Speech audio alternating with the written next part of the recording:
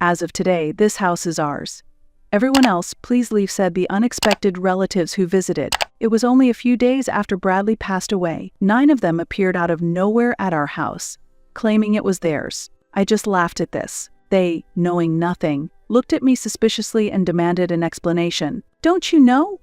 Actually, this house is already mine, I challenged them, and revealed the wish Bradley had entrusted to me. Hearing this, they were shocked, their faces turning pale. I, Hazel Thompson, am 52 years old and work in the kitchen of a dining establishment. Hazel, can you work overtime today? No, manager, I've already told you that I can't. That's right. Her husband is still hospitalized, so we should have asked someone else to cover until he returns. My apologies, Hazel. You can go home on time without any issues. Our restaurant is a popular Chinese restaurant in town, known for its cost-performance ratio and beloved by people. The dishes offer great value, which is why we're busy with many customers every day. I used to not mind working overtime, but lately, since my husband Bradley has been suffering from severe cancer and living in the hospital, I have been leaving work on time. He is 2 years older than me, and we've been married for 30 years. But this is the first time he has had such a serious illness. The cancer, found during a health check, had already metastasized to several places, and his physical strength began to decline rapidly after receiving the news. It's unfortunate. Staying home all the time and working from home caused my strength to decline. He was an interior coordinator, working freelance from home, able to complete his job with just a PC. Thanks to him, I was able to avoid doing household chores and work freely all day. However, since he fell ill, I asked for consideration at work and adjusted my working hours. I start early in the morning and leave early when the shop starts to get busy. I want to provide his care as much as possible and have asked those around me to allow this. Everyone, I'm sorry for always causing trouble. What are you saying? Don't be so gloomy, it'll worry your husband. Really?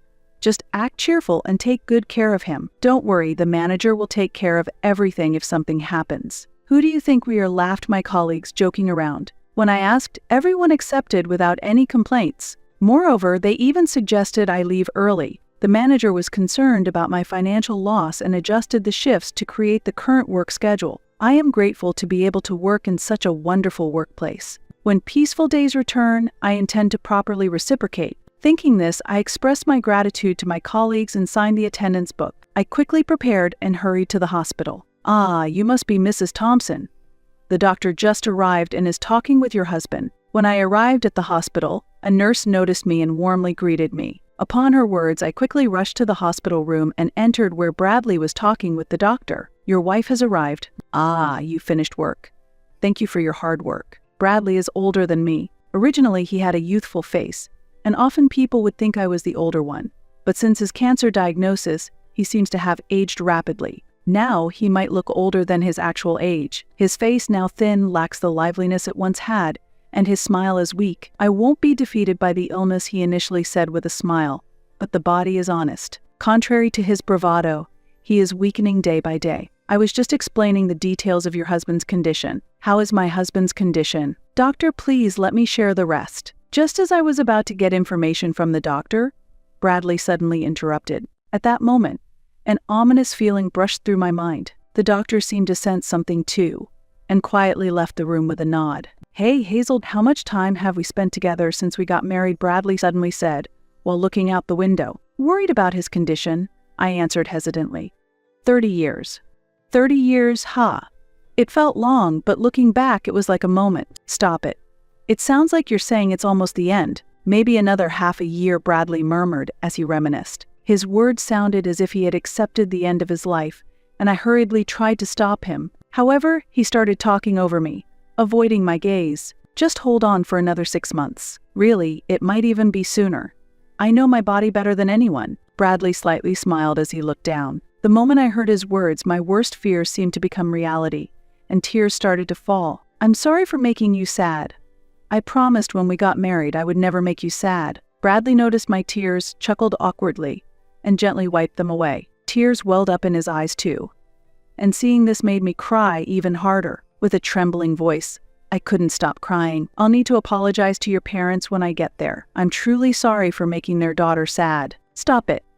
Once he was gone, I would be alone for the rest of my life. We used to laugh and talk about staying together until the last moment. When Bradley spoke as if he had given up all hope of living, I couldn't hide my anger. Don't talk like it's all decided. Don't say such sad things. Hazel, nothing is decided yet. Medical science is advancing each day. Also, if we look at other hospitals, there might still be other possibilities. I'm going to pass on. Hazel. When I screamed, unable to accept reality, he gently held my hand and continued quietly. I'll be leaving this world soon. No, I absolutely hate that idea. Before I'm gone, I want to do everything I've wanted to do. I want to cherish every moment with you until the end. With that, Bradley began to talk about his plans for the coming days. I don't want to spend my remaining time in the hospital. I want to go home with you. And, Hazel, I know you're busy with work, but could you take a few days off? I want to go on the trip we had planned before. I want to fulfill all your wishes. So, please, Bradley said. Seeing his words and his posture, I painfully realized that this was not just a dream, but reality. I felt there was no more hope. Accepting that fact, I respected his wishes and, holding back my tears, I conveyed his intentions to his doctor. The doctor respected our decision and promptly arranged for his discharge. For safety, additional tests were conducted, and he was able to leave the hospital the next day. Thus, Bradley spent his last days in this hospital. Bradley, I came to visit. Hey, how are you feeling? Ready to go to the other world yet? Just kidding. Hazel, you're here too?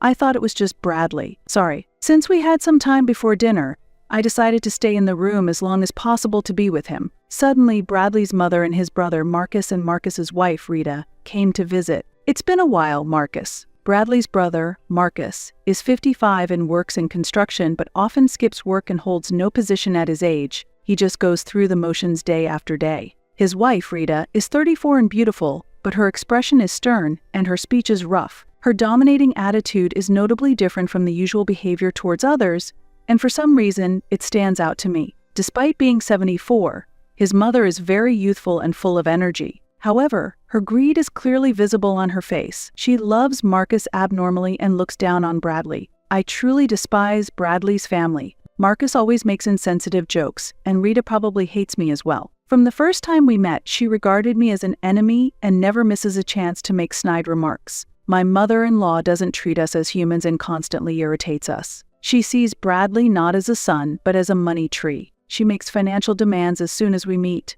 Marcus has a big family, doesn't he? You two don't have kids and both of you earn, so you must have some financial leeway. Could you provide a little support? This kind of monetary demand has become a norm. Marcus's family, including his mother, is a family of 9. After his previous wife ran away, he remarried while having 4 children. He has 2 children with Rita, and their household finances are extremely tight. They can't live on their income alone and are always asking us for financial help. What's with the crowd? What an attitude! Isn't it cold to treat your own mother like this? Bradley, take better care of your mom. She's been very lonely since your father died. In fact, his mother's odd behavior started after the death of her husband. He was a strict and rational person. When he was alive, she did not act the way she does now. The entire family was united and spent time together harmoniously. But after his death, it was as if all restraints were lifted, and she changed completely. Previously, Bradley's father would encourage her to be considerate towards us, but now it seems she has no reason to accept me. She started talking about money all the time with Bradley. Marcus had previously run away with another woman, and during that time he was disowned by his own father. After my father-in-law's death, the disownment was lifted, and he returned home with his new wife, Rita. This town supports child rearing, but raising 6 children requires considerable economic strength, which is challenging. Bradley was always dumbfounded by their unrealistic ideas. This month is financially tough again. Could you give us a little support? What? Please stop. Bradley is already struggling so much. What are you thinking? Please be quiet. This is a family matter. That's right. Furious at my in-law's irrational behavior, I couldn't help but yell. However, Marcus easily dismissed it. Next to him, Rita laughed mockingly, waving her hand as if shooing away a dog. Sorry, but we really can't afford to give you any money. Oh, that's troublesome. I thought you would figure something out. That's why I came all this way. Ah, what a useless son. My mother-in-law muttered under her breath, grumbling. I'm reaching my limit with these 3's unreasonable behavior. So what's the specific situation? How is the cancer progressing, and what about the prospects for discharge? Clearly, she was not concerned. Given her greedy nature, she probably had some selfish plans in mind. He has 6 months to live. He's planning to be discharged tomorrow and spend his last days at home. Is that so? The moment they heard these words, their eyes lit up. Far from being shocked, their faces were filled with joy, which was unbelievable. Their unpleasant demeanor made me feel nauseous. Then we'll come to pick him up by car when he's discharged. He can't walk back, can he? There's no need for that. While Bradley responded calmly, his mother and the others spoke excitedly. Unable to bear the scene any longer, I forcefully ejected them from the hospital room. "What are you doing?" they yelled. "Please go home. I will handle the discharge preparations myself, and your presence is not needed. I never want to see you all again." "What are you saying?" As my in-laws tried to argue, I quickly dismissed them, slammed the door shut, and locked it. I immediately explained the situation to the hospital staff and had the nurses prohibit visits from anyone but myself to ensure my in-laws couldn't contact Bradley. "I'm sorry, Hazel. I've caused you trouble. Why don't you stand up to them? They ridicule you and use you." I pressed him, my anger rising. Why should such undeserving people live at ease while someone like Bradley must suffer? It might seem irrational, but I felt I couldn't bear it unless I lashed out at someone. I still loved Bradley deeply and didn't want to accept that he would be gone. I didn't want to confront them and burden myself. So I was glad you spoke up clearly. "Hazel, that's why I have a request for you." "A request?" Bradley then entrusted me with a significant task that was so unexpected, I couldn't hide my surprise on the spot. Yet he was utterly serious. With a grave expression, he emphasized, "Please, this is my first and last request." "Understood." I promised to fulfill it. After that exchange, I took custody of a specific item from Bradley and went home for the day. The next day, before my in-laws arrived, I quickly helped Bradley to get discharged from the hospital. We returned home, but there was a lingering fear that his family might soon show up. Determined to protect Bradley from them, I decided to slightly alter his wish. Eventually, instead of staying at our home, I asked an acquaintance if we could live in their villa for a while. "It's sad to leave our home, but as long as you are with me, anywhere is home." Bradley smiled shyly at that, and I couldn't help but blush. After explaining the situation at work, I took a long leave of absence. My wish was to be by Bradley's side until his last moments. With the help of friends, Bradley spent his remaining days quietly, and his end came peacefully. 6 months later, he quietly passed away. At the funeral, I saw my in-laws for the first time in a long while. I was on guard, expecting them to say something, but instead of showing sorrow, they just looked at me and smiled smugly. The moment I saw their unpleasant smiles, I felt a chill. What could this possibly mean, I wondered. Soon, I would come to understand the meaning behind their laughter. After the funeral, as I was sorting through Bradley's belongings at home, the doorbell rang. When I opened the door, there stood my mother-in-law and Marcus, laden with numerous bags. "We finally found you. Heard from the neighbors that you came back." "What are those bags for?" I asked. As she tried to enter the house while complaining, I stood firmly in the doorway, blocking their entry. Then, Marcus glared at me annoyingly. "Stop blocking the way. Move aside." "I won't move." "What's in those bags? And have you brought your kids too? What are you thinking?" Behind Marcus, his entire family was present. It was a confusing situation, but panicking would play right into their hands. Clearly, they had concocted some plan and had come to our house with it. Confronting them firmly, I stood my ground. Then, my mother-in-law, with a mocking laugh, said something astonishing. "From today, this house is ours. You have to leave." Hearing her words, I was taken aback. My in-laws, all 9 of them, had audaciously planned to take over our home as their own. Faced with their unimaginable audacity, I was at first speechless and silent. My son's possessions naturally belong to his blood-related family, don't they? "He has left this will for us," my mother-in-law said, showing me the will while laughing. However, upon hearing her words, I couldn't help but burst into laughter, overwhelmed by the absurdity of their actions. "What's so funny?" My reaction seemed to irritate them. Rita peeked out from behind Marcus, glaring at me angrily. Wiping the tears from my laughter, I faced their displeased looks and delivered a shocking truth. "Don't you know? Actually, this house is already mine." "What?" said my mother-in-law. "What?" echoed Marcus. My statement left them baffled and dumbfounded. Their clueless expressions brought another wave of laughter from me. But composing myself, I went to fetch some important documents from another room to deliver even more astonishing news. "As you can see, I am now officially the owner of this house." Bradley had already transferred the ownership to me while he was still alive. "What are you talking about?" my mother-in-law exclaimed, her eyes wide with surprise. She hastily snatched the documents from me and examined them closely with Marcus. "It's true, it's been changed to her name. they murmured in shock. The document was official and the ownership was indisputably mine. As my claim was clearly proven true, Marcus and Rita raised their voices in protest. "What are you talking about? How come Bradley doesn't own the house anymore?" Unfazed by their shouts, I calmly continued.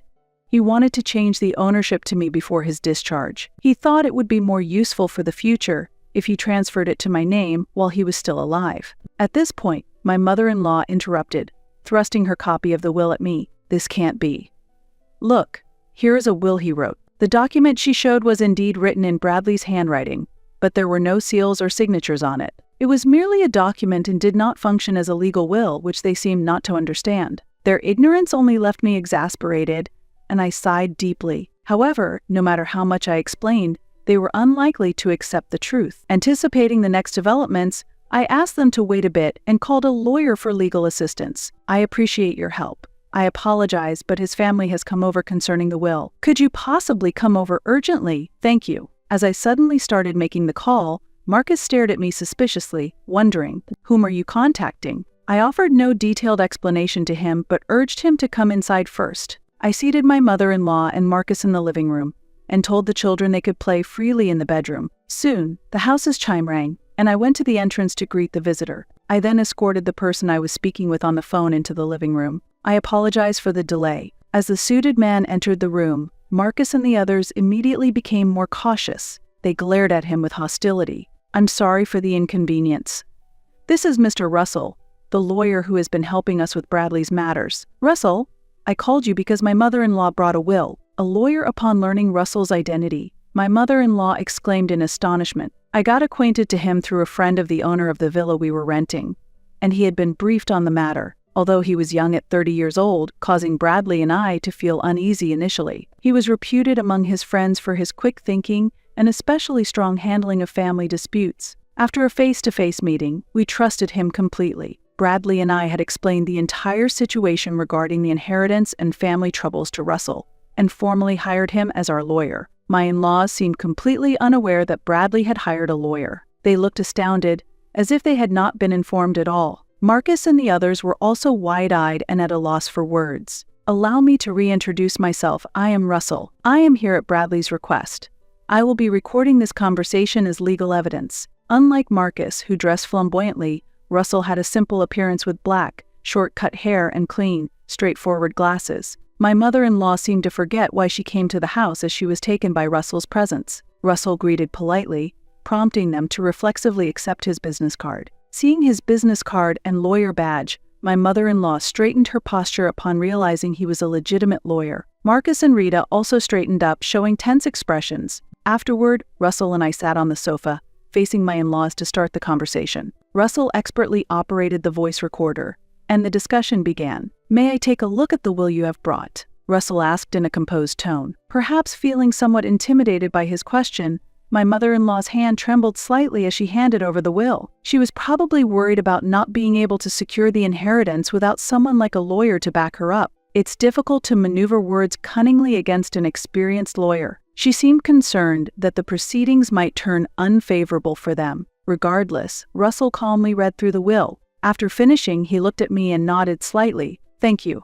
I will return this to you now," he said, handing the will back to my mother-in-law with a polite smile. His reaction only fueled her anxiety further. "Was that really Bradley's will?" she asked. "Yes, indeed, it appears to be Bradley's will," Russell confirmed. "See, with this, the house becomes ours," she suddenly began to assert confidently. However, Russell promptly tempered her expectations by adding, "That will is an older version, though." "What do you mean?" the mother-in-law exclaimed in surprise. "It seems you did not catch that." "Indeed, the will presented is Bradley's, but the date is old. The will that is officially recognized as valid is this more recent one," Russell clarified. He then pulled out a newer will from his bag. This will was more recent than the one my mother-in-law had, and it read, "I leave all my assets to Hazel. The previous will I wrote for my mother is hereby revoked, and this document shall stand as my official will." "What? Let me see that." Rita snatched the will from Russell to verify it herself. It had a more recent date, a seal, and even a fingerprint impression, and it stated that a lawyer had officially been commissioned, making it clear which will was valid. Rita and Marcus's faces turned pale as they realized the situation, and my mother-in-law could only quiver her lips in shock. So, what is the effect of this will? Unfortunately, it is just a worthless piece of paper. That can't be. At that moment, Marcus furiously confronted his mother. Despite the lawyer's presence, he swiftly pressed her, accusing, "You said all the inheritance would be yours." Marcus's words were so fierce, it almost seemed he was about to become physically aggressive. Rita tried to intervene, but Marcus's strength overwhelmed her attempts to calm him, and he continued to shout abusively at his own mother. My mother-in-law cowered under Marcus's angry voice. The scene was truly chaotic. Seeing this, I sternly glared at Marcus and spoke in a calm voice. "Please stop causing a disturbance in someone else's home. It's really troublesome." "What did you say?" Marcus retorted. "If you cause any more trouble here, Russell will confirm everything, and if necessary, we will consider taking legal action." The mention of Russell's name seemed to snap Marcus back to reality. He was facing a lawyer. No matter how much Marcus, who was not well versed in law, resisted, it was futile, and he nervously sat back down on the sofa. By the way, did Bradley truly write this will himself? I asked my mother-in-law amid the now silent room, as she claimed that Bradley willingly wrote the will during his hospital stay.